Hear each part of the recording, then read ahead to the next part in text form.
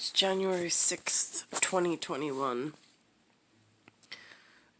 There's a real distinction between what I refer to in nuclear genetic science and timing mechanics of time dysplasia and walking spiritually out of sequence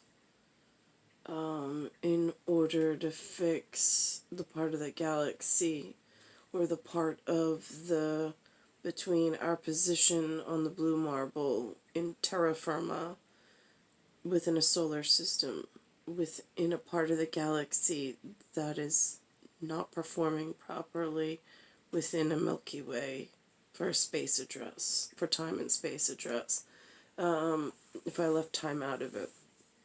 However, today is something called January 6th, 2022. I, on my way back from picking Antonucci up, my cat Scratch, my number 3. Well, he's number 3 in a certain sense, but he would be third king. I said to the policeman, I was like, if I said today I saw on the news, but real briefly, like they didn't speak about it, just I caught a scrolling of Three Kings Day. Does that make any sense to you? What is that? I said, is that a thing?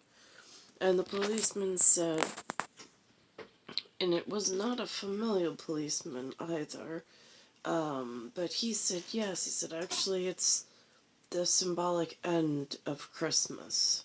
And I was like, I never heard that part of it. I was like, thank you. And then he stopped, though, specifically to ask my son if my son was all right, which my son said he was. But getting back to time dysplasia, there is something, there's this magazine publication Linda gets, and it has a date of January 10th, 2022. It has Betty White on it. This was supposedly her 100th, turning 100, but she didn't make it to her 100th birthday. But the publicist of the magazine apparently had to do, I don't know how it works because I've never met one. I've seen a mention on TV before that they'll put like a spread together or some form of what, I mean, it's not necessarily the most current, so this is not like what I'm talking about with time dysplasia whatsoever. This is just what others use to confuse the real seriousness of nature being broken or a predestined, clandestine plan being broken apart for reasons that are unbeknownst to me, but I know others are aware of, and seem to perpetuate the brokenness for a multitude of reasons.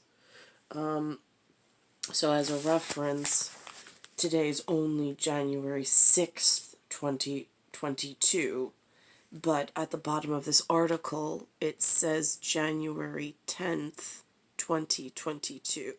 So I don't know in the scholarly or Elizabethan or the Victorian, much more educated than myself, being that they have some kind of rule book when you're of doctorate level. I never got to that level of importance in the world, so I don't know what the method is or what the appropriate whatever is.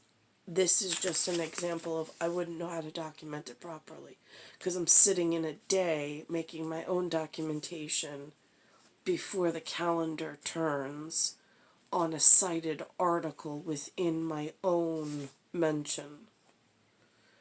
So, I mean, that's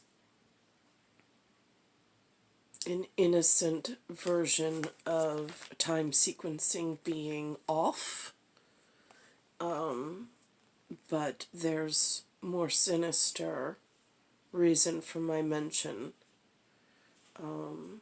I just don't know how or to whom to take it up with when part of your life frame has been abused and you don't know how to stop the cycle of abuse.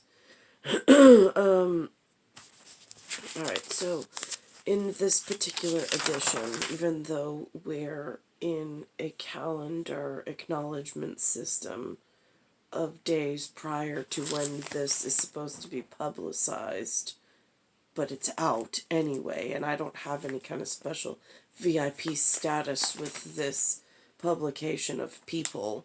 Lynn just happens to get it, and whenever they mail it, and whatever, then whatever. I don't know who's involved in this or what their associations are. But I will say they had this interesting one article about a man who was, that picture reminds me of a picture that I have of myself, of laying in bed and having the gravity so far off. He calls his, it says, a rare disease left Doug Lindsay bedridden for more than a decade. Doctors offered no answers and no hope. So he became his own researcher, scientist, and surgical pioneer. Apparently his mom had a thing. I don't. My grandmother had a thing that she was affected by. My mom was, and my aunts were not affected by the same thing, supposedly. And I have like a hit or miss, but I know mine's more cosmically and galactically generated based on other more deeper issues. But part of it is physical manifestations of problems that I can't quite put my finger on. I happened to call mine, before I even discovered this article, I happen to call mine a calyx renal medullary. I put those three words together because this is just me measuring time and space around, like, if the gravity is so far off that I lose balance, that would be here.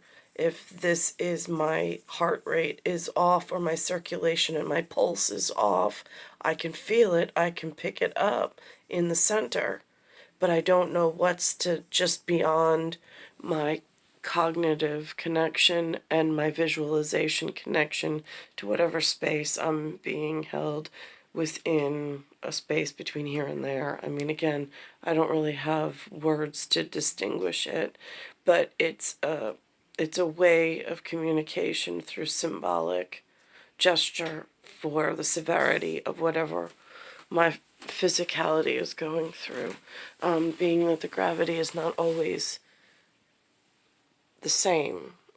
Sometimes the gravity changes so severely in this local area due to outside factors that I try to narrow down, but again, it's a moving thing. But anyway, this gentleman, Doug, called his part something about bilateral adrenal medullary hyperplasia. So because he used the word medullary, it caught my attention. His was more adrenal gland, that's what they associated it with. For me, there's like a hyperbolic space that is affected, but by multiple factors, and I'm not trying to disease my own biomechanics. I'm not accepting that as a diagnostic tool. I want the world around me to be fixed into a healthy space. I don't want to have to take disease on in order to live in a upright position and function as my body was originally built and born for. It's just unacceptable in the manner for which the humans are asking other sections of humanity to actually live under these conditions. So, for me, it was nice to see that, I mean, there was a human who experienced something that was debilitating, but now he's able to actually get up and walk. So there are examples of it's not just the biomechanics that are failing, it is parts of the greater unspoken of beyond planetary alignment that are having some of these undiagnosed effects of the person, but could be diagnostic. It could be some of them fixed just by pressure release valves between what is currently like crushing at times.